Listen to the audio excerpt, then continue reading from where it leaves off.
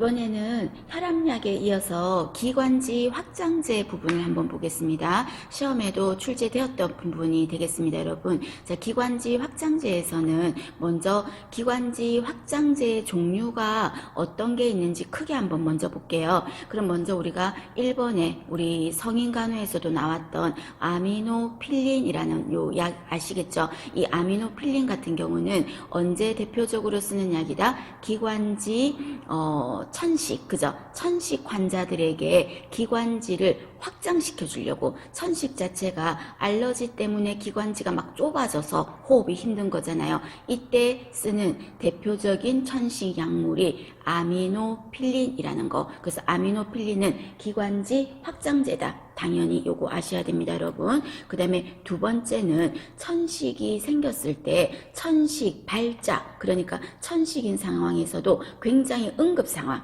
위급한 상황, 급한 상황, 그런 상황일 때는 어떤 약이 더 직방으로 잘 듣는다? 에피네프린이라고 있어요. 그래서 이 에피네프린 하면은 우리가 기관지 천식 발작, 그죠? 그리고 또 알레르기로 인해서 갑작스러운 쇼크, 그 쇼크가 뭡니까? 아나필락시스라는 쇼크가 있죠. 그래서 아나필락시스 때도 쓰는 약이고, 천식 발작이 일어났을 때도 쓰는 응급약이 에피네프린입니다. 그럼 이때 에피네프린을 쓰는 목적은 기관지를 빨리 넓혀주려고. 그래서 에피네프린은 응급약물이기도 하고 기관지 확장제에 들어갑니다. 그리고 지난 시간에 제가 신경계 중에서 내가 스스로 프리랜서 역할을 하겠다 하는 신경이 자율신경이라고 하면서 스트레스 받거나 긴장하거나 이제 D-Day 얼마 안 남은 여러분 이 시점에서 스트레스가 올라오죠. 그럼 어떤 신경이 움직인다? 교감신경이 움직인다. 그러면서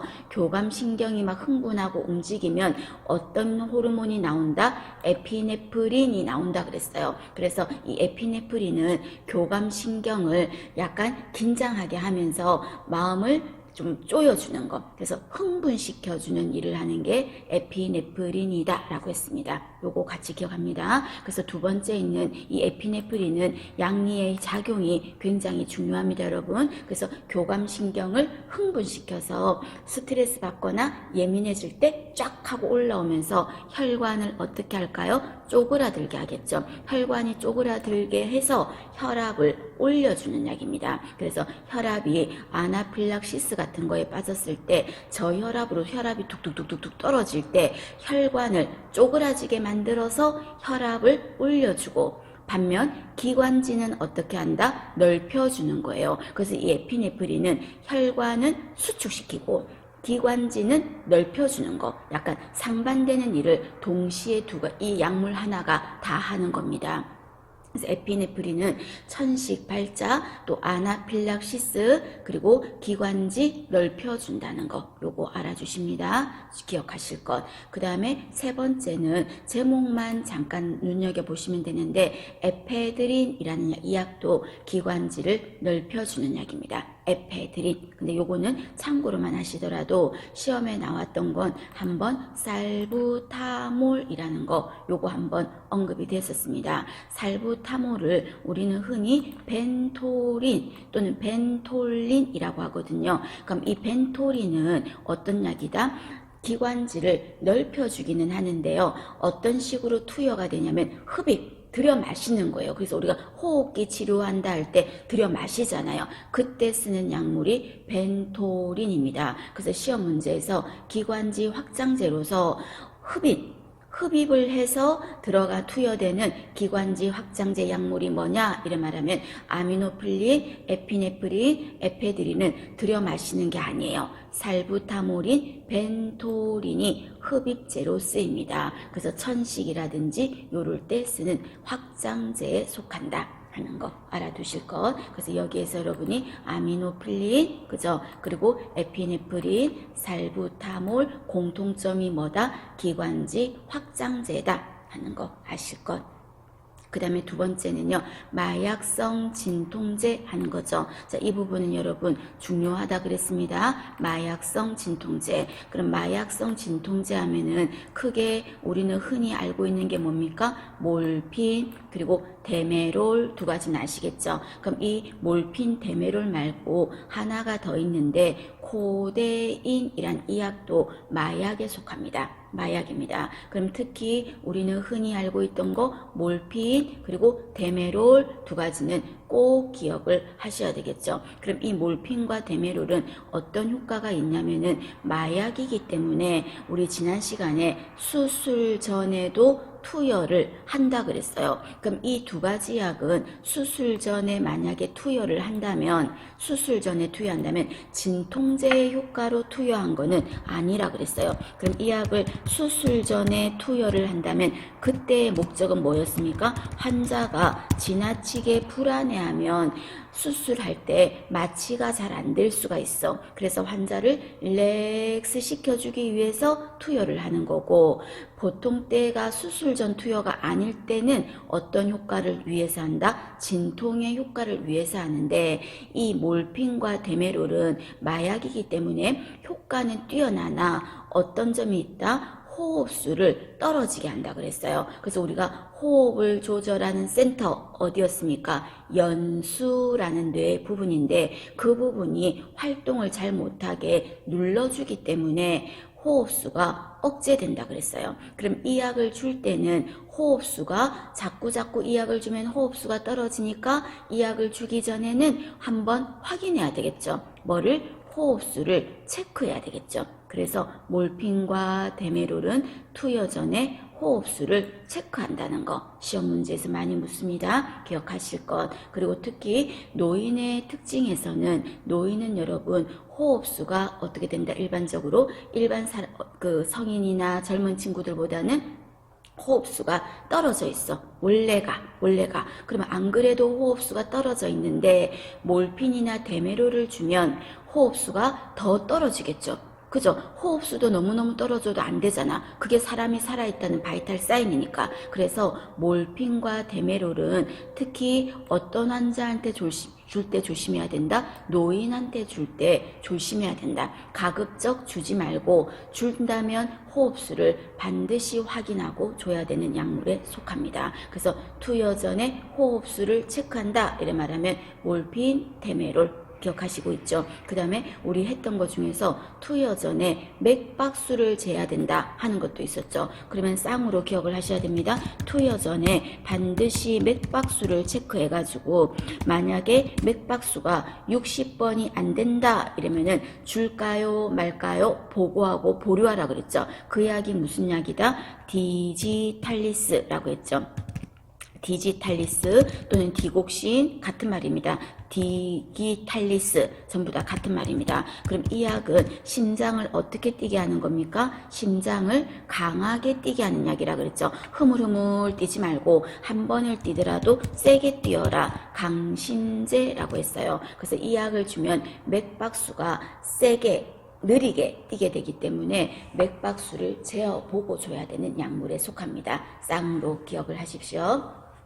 그 다음에 몰핀, 데메롤 말고 마약에 속하는 거에서 코데인이라는 약도 있다 그랬어요. 자, 이 코데인은 참고로 하시면 되는데 얘는 몰핀보다는 진통의 통증 감소 효과는 좀 떨어져요. 그럼 이 코데인 하면 언제만 있었냐면요. 기침 때 많이 있었어. 그래서 기침약으로 기침을 감소시키는 약을 뭐라고 합니까? 진해제라고 하거든. 가래를 없애는 약은 거담제, 기침을 진정시키는 약은 진해제라고 하는데 코데인이라는 약이 기침 진정시키는 효과가 뛰어난 약입니다. 되셨습니까? 나머지는 뭐 진사제, 효능 이런 거는 좀 참고로 하시고 통증의 효과는 좀 줄어들지만 진해제 효과가 뛰어난 마약성 진통제는 코데인이라는 약이다.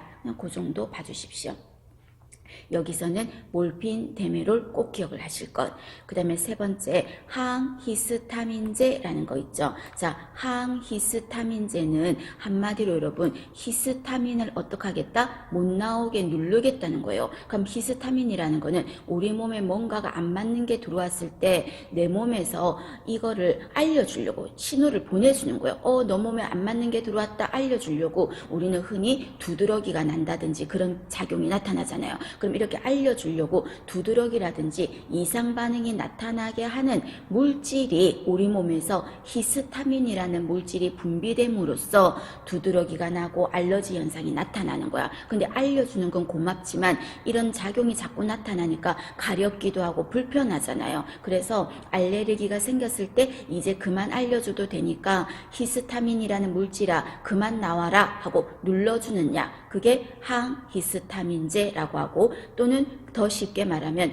항알레르기제라고 해도 되겠죠. 같은 말입니다. 그럼 이 약의 가장 대표적인 약이 드라마민이란 약이 있어. 드라마민. 그럼 이 드라마민 하면은요, 대표적으로 이 항히스타민제 하면요, 대표적으로 멀미약 있죠. 멀미약이 이 항히스타민제가 많아. 멀미약이. 그럼 이런 멀미약이나 또는 비염약 있죠. 알레르기 비염약. 그런 약이 항히스타민제인데 그런 거 복용하면 좀 어때요? 졸리잖아요. 그래서 코감기약 먹고 나면 이 약은 먹으면 졸릴 수 있습니다. 약국에서도 말해주고 멀미약 먹으면 계속 해롱해롱 하지 않습니까? 그래서 항히스타민제의 부작용이 뭐냐 물어볼 수 있어요. 부작용은 졸리는 거예요. 깔아지고 졸리는 거예요. 권태감, 나른해지니까 어떤 거는 하면 안 된다. 운전 같은 거를 하면 안 되겠다 하는 겁니다. 그래서 항히스타민제의 부작용이라는 거 시험에 나왔던 적 있습니다, 여러분.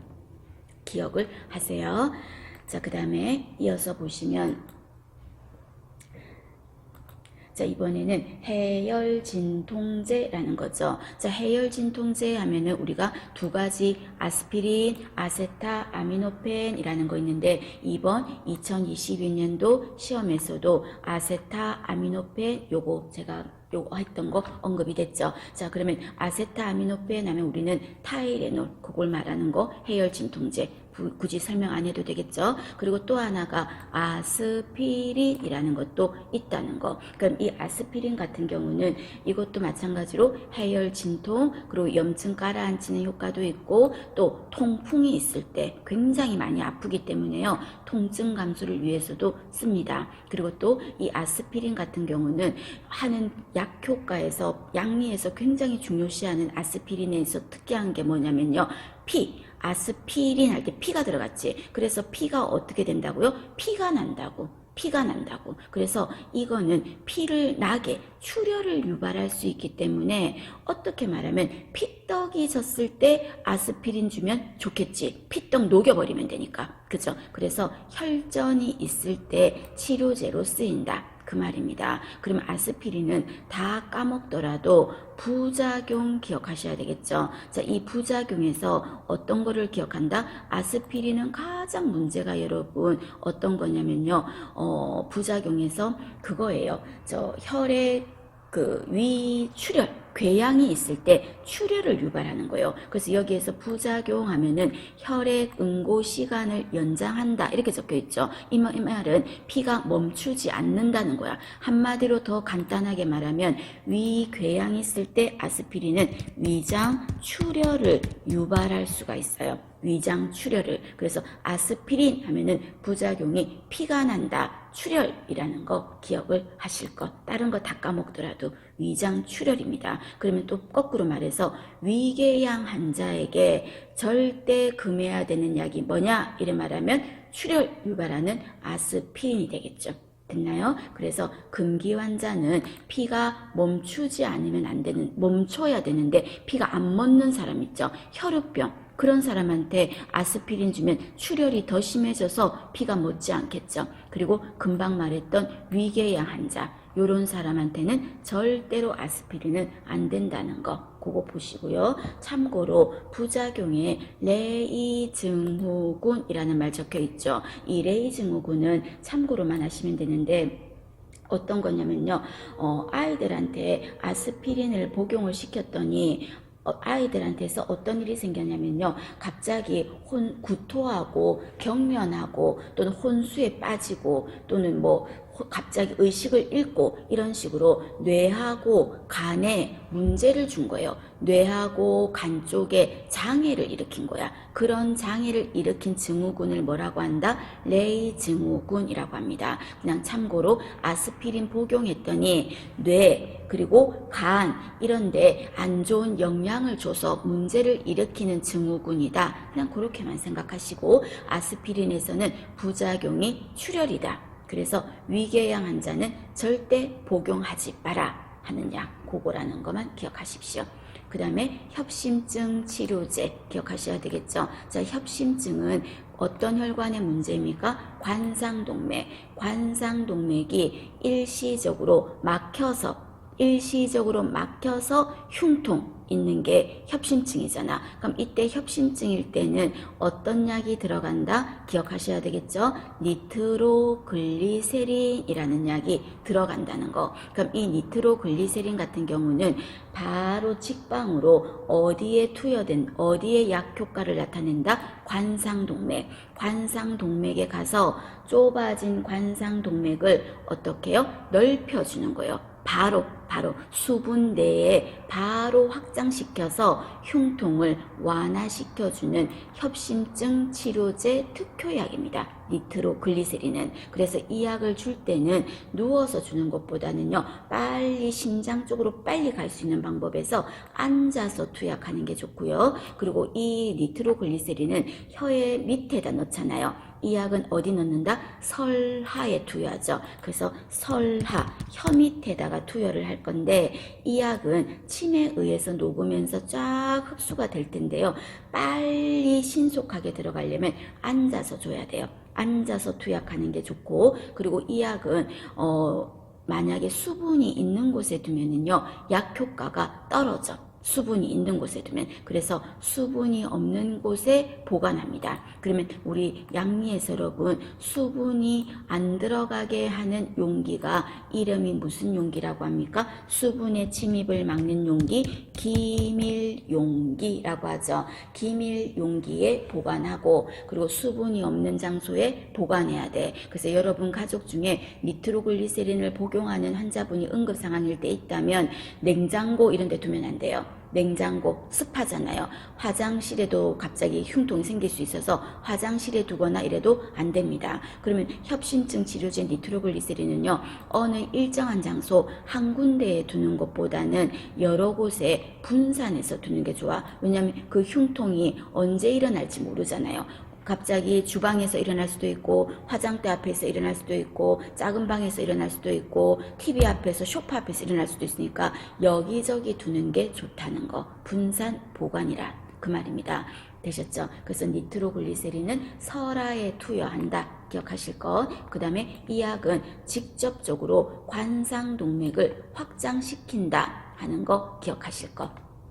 됐나요? 봐주십니다. 자, 그 다음에 이번에는 강심제라고 했어요. 아까 조금 전에 말씀드렸죠. 심장을 파워 있게 뛰게 하는 약 강심제라고 합니다. 그럼 이때 심장이 너무 약하게 흐물흐물 이렇게 뛰고 있으니까 그렇게 뛰지 말고 한 번을 뛰더라도 양보다 질적으로 세게, 그 대신에 힘은 세게 하지만 개수는 많이 하지 말라고. 횟수는 많이 해봤자 힘만 드니까 파워 있게 하되 느리게 뛰라고 하는 거죠. 그때 쓰는 약이 아까 말씀드린 것처럼 디곡신 또는 다른 말로 디기탈리스라는 약입니다. 그러면 이 약은 심장을 어떻게 뛰게 한다고요? 치료적인 작용이 무슨 효과를 내게 한다? 느리게 뛰게 할 거예요. 그러나 파워는 강하게 심장 박동을 뛰게 만드는 거야. 그러니까 여기에서 느리게 뛰게 한다고 했으니까 맥박수가 어떻게 된다는 소리예요?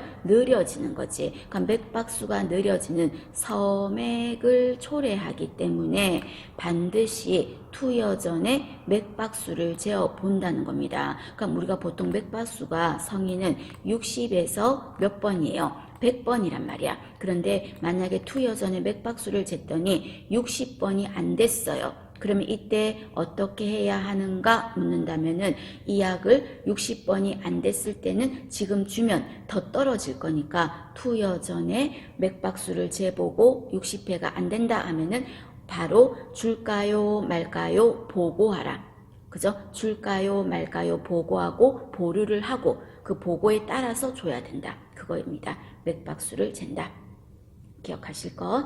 자, 그 다음에 이번에는요, 항응고제입니다. 항응고제. 자, 항응고제 하면은 대표적인 약의 종류 이름은 기억을 하십시오, 여러분. 대표적으로 어떤 거 기억해야 돼? 헤파린 기억해야 되겠죠. 가장 대표적인 건 헤파린이야. 그래서 헤파린, 항응고제. 그 다음에 또 와파린 이런 거 심장에 피떡 졌을 때 주로 주거든요. 심혈관에 헤파린, 와파린, 코마딘 이런 약입니다. 자, 항응고제 종류 이름은 눈도장 찍으세요. 헤파린, 와파린, 코마딘. 그냥 파린 들어갈 거야. 헤파린, 와파린 이런 말 들어갈 거예요. 항응고제야. 그럼 이 말은 응고가 안 되게 하는 거니까 피떡이 안 지게 하겠다는 거죠. 그죠? 그럼 피떡이 안 지게 하는 이 약을 줄 때는 조심 기억하세요. 투여 전에 혈액 응고 시간을 확인해야 돼. 쉽게 말해서 혈액 응고 시간이라는 거는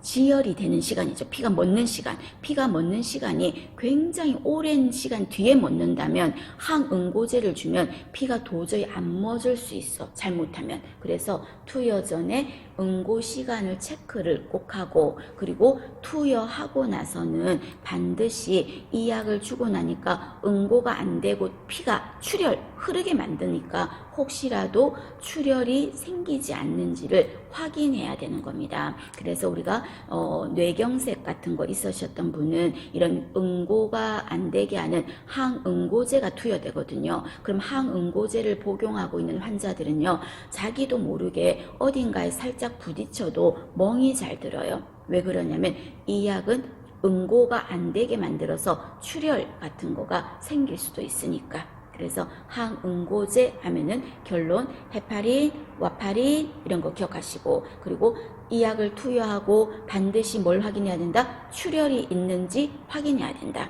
하는 거 기억하세요. 그 다음에 항생제입니다. 항생제는 종류가 워낙 많으니까 여러분 그런 걸 다 언급할 필요는 없을 것 같고요. 그 중에서 우리는 흔히 어떤 거를 기억하자? 페니실린이라는 거 기억하자. 자, 페니실린 하면 여러분이 가장 강력한 항생제다 하는 건 우리가 널리 알잖아요. 근데 이 약은 어떤 거에 효과가 어떤 거를 조심해야 된다? 아나필락시스 조심해야 된다는 거. 그래서 페니실린은 만약에 이 약이 안 맞는 사람한테 들어갔을 때는 혈관이 막 늘어나면서 혈압이 두두두둑 떨어지고 기관지는 막 좁아져서 숨을 쉴 수가 없다 그랬어. 그래서 이때 페니실린을 주기 전에는 혹시라도 아나필락시스 이런 게 일어나면 큰일이니까 주사하기 전에 미리 혹시 이 약에 페니실린에 알레르기가 있나 없나 테스트 하자고요. 그걸 우리는 뭐라 그래요? 피부 반응 검사 한다는 거죠. 그래서 피부 반응 검사를 해서 만약에 알레르기가 있는 것처럼 양성으로 나온다면 이 약을 주면 안 되는 거죠. 그런데 이 검사를 했는데 하지 않았던 했는데 뭔가 이 페니실린으로 인해서 부작용이 나타났어. 아나필락시스가 나타났다고 만약에 그럼 그때는 응급약물이 바로 들어가는 거죠. 우리 조금 전에 어떤 약이었습니까? 에피네프린 하면서 제가 아나필락시스 때 쓰는 응급약이다 라는 말 했거든요. 그래서 만약에 페니실린으로 인해서 부작용이 나타났다면 어떤 약? 에피네프린을 0.2에서 0.5cc 용량은 중요하지 않아. 에피네프린을 주사를 근육이나 피하로 보통 한다 하는 겁니다. 다른 거 다 필요 없고 부작용일 때는 어떤 걸 준다? 에피네프린을 투여한다 하는 거 기억하실 것. 그 다음에 2번 장티푸스 같은 경우는 항생제 클로람 페니콜, 이질 테트라사이클린 참고로만 보시면 됩니다. 외우지는 않으셔도 돼요. 1번 정도만 보세요. 그 다음에 세 번째는 항결핵제라는 게 있다. 결핵 치료제인 거죠. 자, 결핵 치료제는 우리 언급 같이 많이 했습니다. 언제 복용하자? 식전에 복용하자. 식전에 복용하자. 그래서 아침에 바로 복용한다 그랬어요. 그리고 이때는 한 가지 약만 쓰지 않고 두 가지 색 이렇게 병용한다 그랬어. 병행해서. 그죠? 병용하는 이유가 뭐냐 물어볼 수 있어. 결핵제를 병용하는 이유가 뭐냐 이러면 한 가지 약만 썼을 때 결핵균이 알아챈다 그랬지. 그걸 우리는 내성이라 그랬거든요. 그래서 결핵균이 알아채지 못하게 교란 작전을 펴서 이 약 저 약을 함께 쓰는 거야. 그래서 이 약을 그렇게 쓰는 이유는 내성을 감소시키고, 그 말은 내성을 늦추고 그 말이에요. 내성이 늦게 생기게 하고, 그래서 결론적으로 치료 효과는 어떻게 하겠다? 업시키겠다. 그래서 내성은 늦게 생기게 하고 치료 효과는 업시키기 위해서 결핵 치료제를 어떻게 한다? 병용한다. 그 말입니다. 알아두실 것. 자, 그 다음에 결핵약은 요런 종류들이 1차 약으로 쓰이는데 약 이름을 여러분이 다 뭐 외울 건 없으실 것 같고요. 요런 종류의 약들이 다 결핵약인데요. 그 중에서 한 1번 정도 하나 같이 더 아울러서 언급을 하면 1번에 있는 이소니아지드라는 약 있죠. 자, 이것도 결핵 치료제인데요. 이 결핵 치료제는 원하지 않는 작용, 부작용에 뭐가 있냐면 말초신경염 이런 게 생길 수가 있대. 그러면 이 말초신경염이라는 부작용이 생기는데 결핵약 이소니아지드는 써야 되겠고 말초신경염은 생기고 하니까 이 결핵 치료제를 쓸 때 비타민 B6와 함께 복용하면 결핵 치료제 효과도 있고 부작용인 말초신경염 요것도 완화가 되고 하려고요. 비타민 B6와 함께 복용하는 결핵약이다. 그 말이고요. 그 다음에 밑에 1번을 까먹더라도 4번에 있는 스트랩토마이신 하는 거는 기억해야 되겠죠. 자, 스트랩토마이신은 결핵 치료제야. 근데 이 약을 복용하면 어떻다고요? 뭐라고? 안 들린다 그랬지. 잘. 그래서 청력 장애가 초래된다. 그거를 똑같은 말로 청력을 담당하는 뇌신경이 몇 번이었어요? 8번 뇌신경이기 때문에 8 뇌신경 장애 또는 청력 장애 같은 말입니다, 여러분. 같은 말. 요런 부작용이 생길 수 있다. 그래서 스트랩토마이신 반드시 기억을 하실 것. 자, 그 다음에 이번에는 국소마취제라는 거 있죠. 자, 시험에 나왔었습니다. 다음 중 국소마취제로 쓰이는 약물인 것은 아닌 것은 이런 보기가 만약에 나온다면 국소마취제에는 어떤 게 들어간다? 리도카인, 그 다음에 프로카인, 코카인, 벤조카인이라는 게 있어. 하면서 여러분 이걸 해야 되나 말아야 되나 막 그렇죠. 너무 이것까지 해야 되나 생각이 들죠. 이거 여러분 다 알 거 없어. 우리는 흔히 알고 있는 거 하나는 알잖아. 어떤 거예요? 리도카인 알잖아요. 그죠? 그러면 전부 다 국소마취제는 어떤 단어가 들어갔어? 카인 들어갔어. 그냥 카인 들어가면 국소마취제다 생각하세요. 그래서 리도카인, 코카인, 벤조카인, 프로카인, 카인 들어가면 국소마취제입니다. 하나는 그래도 양심적으로 기억해야죠. 공부를 하는 수험생이라면 어떤 거? 리도카인요. 그래서 리도카인은 국소마취제다 하는 거 기억하셔야 되겠죠. 봐주시고 특히 이 리도카인은 좀 이따도 나오지만요. 국소마취제이면서 어떤 효과까지 있습니까? 응급약물이기도 해. 어떤 치료제에도 속한다? 부정맥 치료제. 맥박이 일정하지 않는 부정맥 치료제. 요거를 조금 더 어렵게 말해서 부정맥을 막는다. 항부정맥제 같은 말입니다.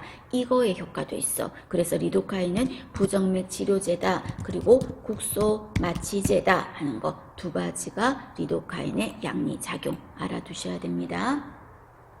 그 다음에 이번에는 당뇨병 치료제입니다. 그러면 우리가 당뇨병을 치료할 때는 여러분 어떤 걸로 해? 어떤 사람은 인슐린 주사가 들어가는 사람이 있고 어떤 사람은 인슐린까지는 필요 없어서 먹는 약으로 혈당을 떨어지게 하는 사람도 있죠. 그죠? 혈당, 당뇨약 먹는다고 하잖아요. 두 가지다. 특히 인슐린 같은 경우는요.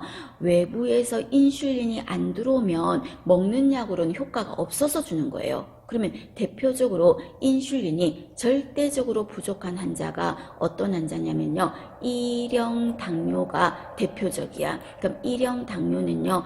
이름을 다른 이름으로 뭐라고도 하냐면요. 인슐린 의존성 당뇨다. 이렇게 표현합니다. 인슐린 의존성 당뇨다. 그 말이에요. 의존성 당뇨입니다. 그러면 이때 인슐린에 의존한다는 말은 인슐린이 너무 절대적으로 부족하니까 줘야 된다는 거지. 그게 1형이에요. 그래서 1형 당뇨가 인슐린이 부족해서 인슐린이 들어가야 돼. 근데 우리가 성인 같은 경우는 이거 1형은 사실은 소아들이거든요. 그런데 우리는 소아도 아니고 1형도 아닌데 어떤 타 인슐린이 들어가는 사람도 있죠. 왜냐하면 외부에서 안 들어가고는 혈당이 안 떨어지는 경우도 있거든요. 그래서 인슐린을 주는 경우도 있고, 이 인슐린은 어떤 방법으로 준다? 피하 주사로 준다는 거. 인슐린은요, 먹는 약으로는 없어. 먹는 약으로 들어가면요, 장에 갔을 때 입으로 해서 식도 위해서 소장, 대장 내려가죠. 장으로, 소장으로 내려갔을 때 장 안에 있는 소화액으로 인해서 인슐린이 파괴돼 버려. 그러니까 넘어가면서 벌써요 인슐린의 효과가 없어져 버리기 때문에 인슐린은 경구약으로는 없어요. 반드시 주사로만 있는 겁니다. 주사로만. 그 다음 피하 주사로. 그 다음에 인슐린까지는 안 해도 되는 사람은 주로 2형 당뇨라고 그래서 성인 당뇨야. 이거는 인슐린 비의존성 당뇨 이렇게 말하는데, 이런 경우는 먹는 약으로 해도 상관없어. 먹는 약으로. 그러니까 먹는 약을 복용하는데 만약에 임신했는데 임신성 당뇨가 생겼어. 아니면 임신 전부터 내가 당뇨를 갖고 있어. 그러면 그전에는 먹는 약을 복용했었어도 임신을 하면 먹는 경구약으로 복용하면 태아한테 악영향을 줄 수가 있어요. 그래서 임신했을 때는 보통 때 이 먹는 약으로 먹었었어도 경구용으로는 주지 않아요. 입으로는 안 줘요. 그러면 임신했을 때 당뇨 생긴 사람은 당뇨약 먹는 거 안 먹고 어떡합니까? 이때는 어쩔 수 없이 인슐린 주사로 들어가야 돼. 그래서 시험 문제에서 임신성 당뇨라서 경구용 혈당 강화제를 줬다 이런 내용이 나오면 X예요. 경구용은 주면 안 돼요. 그러면 주사를 맞아야 돼요. 주사를. 그러면 주사인 인슐린은 해가 없습니까? 해가 없습니다. 왜냐하면 인슐린은 호르몬이기 때문에 해가 없어요. 인슐린 줘야 돼. 그리고 만약에 아기를 출산했어. 그럼 출산하고 나면 이제 태아한테 문제를 줄 일이 없지. 그때는 먹는 약으로 다시 전환해도 돼요. 임신 중에는 경구용 안 된다는 겁니다. 조심하세요. 봐주실 것. 자, 그 다음에 당뇨 치료제가 나왔으니까 당뇨병에 대해서 언급을 같이 한꺼번에 하고 넘어가겠습니다. 당뇨병입니다. 금방 말씀드린 것처럼 당뇨병은 1형 당뇨가 있고 2형 당뇨가 있어. 물론 세 번째는 임신성 당뇨도 있다고 생각하시면 되는데, 그건 임신했을 때 생기는 거니까 간단한 말이니까 넘어가고요.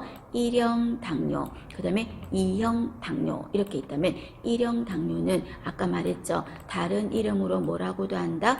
인슐린 의존성 당뇨 이렇게 말합니다. 인슐린이 외부에서 반드시 들어가야 된다는 겁니다. 그러면 이런 당뇨는 주로 누가 그렇다? 소아들에게 그래요. 그래서 1형 당뇨를 소아 당뇨 이렇게 말합니다. 반드시 인슐린이 피하로 들어가야 됩니다. 그러면 2형 당뇨는 어떤 거냐면요. 같은 말로 인슐린 비의존성 당뇨 이렇게 말합니다. 그 말은 인슐린이 필요할 수도 있고 필요 없을 수도 있고 꼭 의존하지 않는다 그 말이에요. 의존하지 않는다. 그러면 이때 이런 당뇨는 주로 40세 이후에 성인들한테 생긴다. 그래서 성인 당뇨라고 합니다. 자, 파트너 짝꿍 손 잘 잡으세요. 1형 당뇨는 인슐린 의존성 당뇨야. 소아 당뇨고, 2형 당뇨는 인슐린 비의존성 당뇨고 성인 당뇨예요. 자, 그러면 당뇨라는 말은 혈당이 높은 걸 건데, 이때 정상인에게서 공복시 혈당이 얼마냐 그 말입니다. 참고로 한번 이런 거는 좀 눈여겨봅시다. 공복시 혈당입니다. 그럼 공복시 혈당은 얼마가 정상이다? 책마다 약간 다를 수 있어요. 가지고 있는 교재마다 조금씩 다를 수 있으니까 그 범위 안에 어느 정도 들어가면 보기 1, 2, 3, 4, 5에서 적당한 거 하시면 돼요. 아셨죠? 그래서 한 70에서 100 정도, 그 정도 선이면 괜찮다라고 명시가 되어 있어요. 그 다음에 공복시 혈당도 보지만 어떤 것도 봅니까? 여러분이 병원 실습할 때 혈당 검사 오전에 몇 시에 했어? 10시에 했어. 10시. 그럼 10시에 했다는 말은 식사를 하고 한 2시간 정도 뒤에 혈당 검사를 했다는 거거든요. 그래서 식후 2시간 혈당 검사를 해. 그럼 식후 2시간 혈당 검사는 어느 정도가 정상이냐면요. 140 미만이면 정상이에요. 140 미만. 그런데 이 두 가지는 여러분 당뇨가 없는 사람들인 경우야. 당뇨가 있는 사람이 식후 2시간 혈당이 140 나오기가 힘들어요. 이거는 정상적인 사람들이에요. 그러면 이 사람이 당뇨병이다 라고 진단이 딱 내려진다면 그 기준은 어느 정도냐면요. 이 두 가지는 일반적인 가장 정상인들인 경우고, 당뇨라고 명시를 할 때는 공복시 혈당이 어느 정도 126 이상일 때, 그 다음에 식후 2시간 혈당은 아까 정상에는 141 했지만 그만큼까지는 힘들고 200 이상이면 당신은 당뇨가 있네요 라고 확실하게 말할 수 있다고. 그래서 식후 2시간이 150 나왔다 그래서 당뇨가 있네요 확실히 말 못해. 그런데 공복시가 126 이상이고 2시간 혈당이 200 이상이라면 당신은 당뇨병입니다 라고 진단이 내려진다는 겁니다. 자, 그러면 당뇨는 여러분이 알다시피 당뇨, 혈당이 높은 거를 보면 알 수 있겠죠. 그런데 공복시 혈당은요, 아예 내가 굶어 버리고 검사를 해보면 좀 낮게 나올 수 있어. 맞나요? 그 다음에 식후 2시간 혈당도 평소에는 뷔페 가서 막 실컷 먹다가 식후 2시간 혈당 검사할 때 이때는 그 전에 조금만 먹었어. 세 모임만큼 조금 먹었어. 그럼 당연히 혈당은 적게 나오겠죠. 그렇다 해서 그 사람이 혈당 조절이 잘 되는 건 아니거든. 그럼 이 사람이 혈당 조절이 얼마나 잘 되고 있나 알아볼 때는 어떤 검사를 한다? 당화 혈색소라는 거를 검사한다. 자, 여러분 이런 거는 여러분이 이제 곧 임상에서 일을 하실 거 아닙니까? 그럼 임상에서 일할 때 당화 혈색소 이런 말 나오거든요. 그럼 이런 거 나오면 무슨 의미인지를 아셔야지. 그래서 환자한테 물어보면 설명할 수 있어야지. 환자가 당화 혈색소가 뭔데요? 아, 그런 거 있어요. 뭐 뭘 물어? 이렇게 할 수도 없고, 의사쌤한테 물어보세요. 그럴 수도 없잖아요. 그럼 이런 거는 기본으로 알고 여러분이 간단하게 설명해주면 얼마나 좋겠어요. 그래서 이런 지식을 여러분이 그냥 국가고시를 위해서 끝난다 생각하지 말고 좀 더 하십시오. 제가 가르쳐 드리는 내용이 아마 타 간호학원이나 이런 데보다는 조금 더 깊이 있게 가르치는 부분이 좀 많아요. 저도 알고 있어요. 근데 여러분이 이런 정도의 지식 정도는 공부를 해두시면 좋겠다는 겁니다. 그죠? 그래서 이렇게 당화 혈색소 정도도 좀 알아두십시오. 얘는 어떤 거냐면요. 이 사람이 혈관 안에 혈관이에요. 이 혈관 안에 적혈구에서 색깔을 나타내는 헤모글로빈 있죠. 그 헤모글로빈을 우리는 뭐라 그래? 혈색소라고 하잖아. 혈색소. 그게 혈관 안에 막 돌아다니고 있겠지. 그래서 혈관 안에 혈색소, 혈구가 이렇게 안에 둥둥둥둥둥둥 있는 거예요. 그런데 내가 당을 엄청 많이 먹었어. 막 단 거 먹고 막 엉망으로 살았어. 그랬더니 혈당이 어때요? 엄청 높아. 그럼 혈당이니까 혈관 안에 여기 당이 엄청나게 혈관 안에 당이 많은 거야. 그럼 혈관 안에 당이 이렇게 많으니까 혈관 안에 있는 혈구가, 여기 안에 있는 혈구가 어때요? 당들이 자기한테 들러붙어가지고 여기 다다다다다다 코팅처럼 다다다다다 당이 코팅처럼 막을 입고요. 막을 입혀가지고 들러붙어 있는 거야. 얼마나 많이 혈관 안에 당이 있으면 혈구가 당에 쩔은 거예요. 혈색소가. 이렇게 당에 쩔어버렸다 하는 혈색소를 당화혈색소라고 합니다. 그럼 이거는 뭐 오늘 이틀, 하루 이틀 당이 높다 그래서 당에 쩔지 않아. 우리가 당에 쩔었다 이러면 오랜 시간 당에 많이 절여져 있어야지만 쩌는 거잖아요. 그죠? 그래서 얘는 평균 혈당이 한 4주에서 6주 정도 제대로 막 살았나 잘 살았나 추측하는데 도움이 되는 겁니다. 그래서 병원의 의사들은 공복시 혈당, 식후 2시간 혈당은 참고로만 하고 당화, 혈색, 소 이 검사를 해서 당 수치를 보고 잘 살았나 못 살았나 관리 잘하고 있나 파악할 거예요. 그럼 이 수치가 정상은요 6.5가 안 되면 돼. 그런데 정상치가 6.5인데 6.5% 이상이면 당신은 당뇨입니다 라고 하는 겁니다. 되셨죠? 참고로 보시고, 자, 그 다음에 밑에 기억하셔야 됩니다. 저혈당 기억하실 것. 자, 저혈당은 갑작스럽게 당이 떨어져서 오는 건데 저혈당일 때 나타나는 증상이 뭐냐? 이런 말 물어보죠. 자, 저혈당이 되면요 갑자기 순간적으로 땀이 막 나. 저혈당은요 천천히 오지 않아. 갑작스럽게 와. 그래서 땀이 나. 땀이 막 나고 또는 맥박이 가슴이 벌렁벌렁 뛰어요. 그거를 우리는 주관적으로 가슴이 뛰는 걸 느끼는 걸 뭐라 그래요? 심계항진. 그리고 가슴이 벌렁벌렁 뛰니까 맥박도 빠르겠지. 그리고 혈당이 떨어지니까 우리 몸은 원래의 혈당으로 올리기 위해서 어떤 작용이 나타난다? 배가 고파. 그래서 막 먹어서 혈당을 다시 맞추려고. 그래서 저혈당에 빠지면 배가 고파요. 공복감. 그리고 너무 배도 고프고 떨려요. 손이나 이런 데가 덜덜덜덜 떨려요. 그리고 이 혈당은요, 당은요, 어디에 반드시 필요하냐면 뇌세포에는 반드시 당이 가야 돼. 그래서 아이들이 시험을 친다. 여러분이 3월 11일날 국가고시를 본다면 어떤 거를 가지고 가서 잠깐 먹는 게 좋다? 초콜릿. 왜냐면 뇌세포는 당이 필요하거든. 그런데 혈당이 떨어지면 뇌세포에 당이 없지. 그래서 머리가 지끈지끈 아파. 그래서 예전에 기사에서 두통이 자주 있는 사람은 당뇨가 있는 게 아닌지 검사를 해보세요 라는 말이 기사가 나온 적이 있었어요. 저혈당을 말하는 겁니다. 그리고 이런 상태가 너무 악화돼서 혈당이 너무너무 낮으면 어떻게 될까? 의식이 오락가락 하면서 의식이 없어질 수도 있어요. 그게 저혈당 증상입니다. 자, 이때 여러분 경련 있다 없다? 경련은 없어요. 조심하세요. 저혈당일 때 경련이 있을 것 같은데 경련은 없어요. 뇌에 문제가 있는 건 아니거든. 경련은 일어나지 않아요. 군집독 증상에 경련 있었어요? 없었어요. 그죠? 없었어. 군집도 경련 없었어. 그 다음에 식중독 이런 증상에 경련 있었습니까? 없었어요. 됐죠? 저혈당 증상 구별하십니다. 중요하게 생각하시고. 그럼 저혈당일 때 어떡합니까? 혈당 검사를 해서 저혈당이다 하면은 의식이 있다면 설탕물을 주고, 의식이 있다면 설탕물을 주고, 만약에 의식이 없다면 설탕물을 주면 안 되겠죠. 왜? 의식이 없으면 무의식이면 기도 유지가 중요하니까. 그럼 무의식이면 어떡할까요? 주사로 포도당 같은 거를 정맥으로 줘야 되겠죠. 의식이 있으면 설탕물, 의식이 없다면 수액으로, 정맥으로 포도당을 주는 거. 그게 응급처치입니다. 보실 것.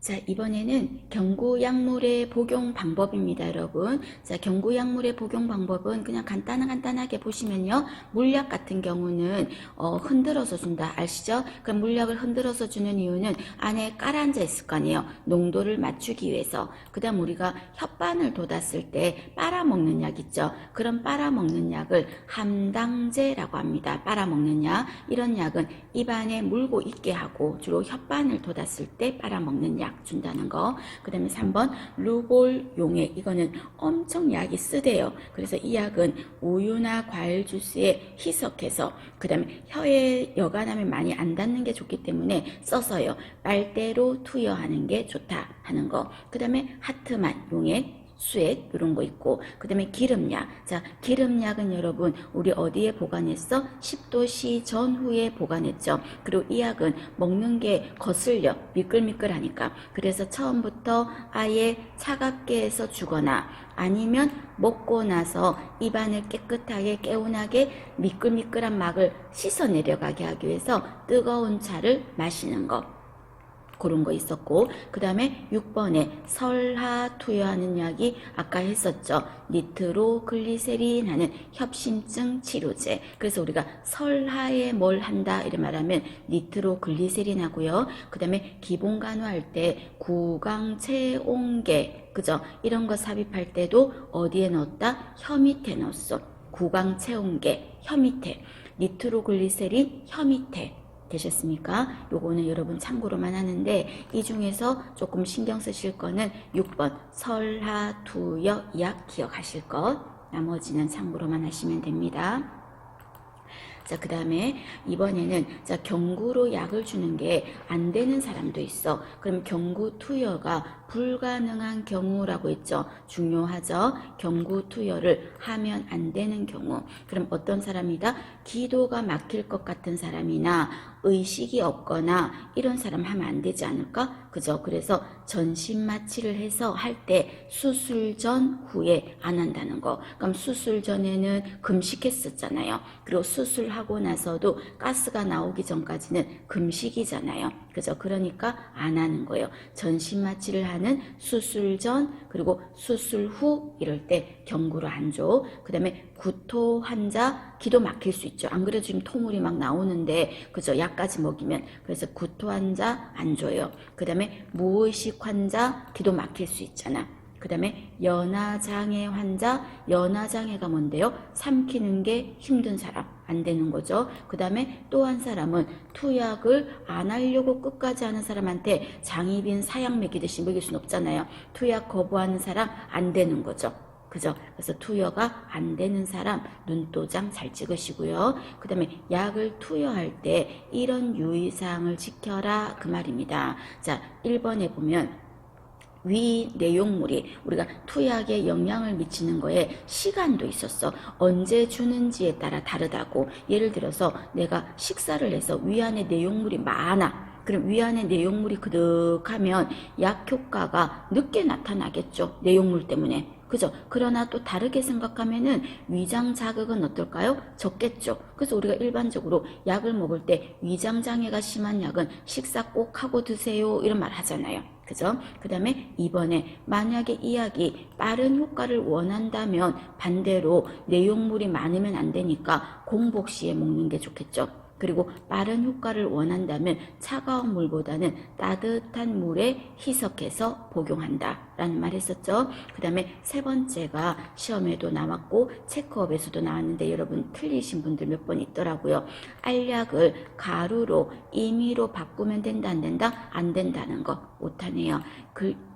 가루를 알약을 가루로 임의로 마음대로 바꾸면 된다 안 된다? 안 된다는 거. 마음대로 바꾸지 말라는 거. 그죠? 그래서 알약이 오더가 알약으로 났으면 알약으로 줘야지 가루 주면 안 되고, 캡슐인데 이거 캡슐 못 삼킨 데서 캡슐을 뜯어가지고 풀어서 가루약으로 주면 안 되는 거죠. 임의로 바꾸면 안 됩니다. 그 다음에 4번에 보시면 투약의 5가지 원칙. 너무 중요하죠, 여러분. 투약의 5원칙이라 그랬어. 그럼 투약의 5원칙은 어떤 게 들어간다? 화, 약, 시, 용이라 그랬어. 환약, 시, 용. 무슨 말입니까? 정확한 누구한테? 환자에게. A 환자한테 줄 걸 B 환자한테 주면 안 되죠. 또 정확한 약물을 잘 줘야 되겠죠. 그리고 또 정확하게 시간을 지켜서 줘야 되겠죠. 그리고 정확한 용량을 지켜서 줘야 되겠죠. 용량 500ml 줘야 되는데 1000ml 주면 안 되겠죠. 그 다음에 5번째 정확한 용법을 지켜서 줘야 됩니다. 그럼 이때 마지막 용법이라는 말은 어디로 주냐 하는 말하고 똑같다 그랬어. 그래서 경로라는 말하고 같은 말입니다, 여러분. 환약, 시, 용. 5가지 원칙은 환약, 시, 용 5가지. 그리고 약은요, 5번에 말씀드린 것처럼 정확하게 주려면 약을 준비한 사람이 투약을 해야 실수가 적겠지. 나 이 사람 약 줄 사람 아닌데 이상하다. 아까 나 이 사람 약 안 챙겼는데 하고 확인할 수가 있겠죠. 그래서 준비한 사람이 투여한다는 거. 그 다음에 6번 환자가 만약에 투약을 거부하면 어떡한다고요? 왜 거부하는지 이유를 사정. 알아봐야 되겠죠. 이유를 알아봐. 이유를 물어봤더니 약이 써서 못 먹겠어요. 뭐 이렇게 말했다면 그래도 드셔야 합니다. 라고 설득해야 되겠지. 그래도 환자가 안 먹는다면 환자 의사를 존중하고 보고해야 되는 거죠. 되셨습니까? 나머지 전체적으로 보시는데 3번 조심하시고 4번 투약의 5원칙 기억하시고 약은 준비한 사람이 투여한다 하는 거 꼭 기억을 하십시오.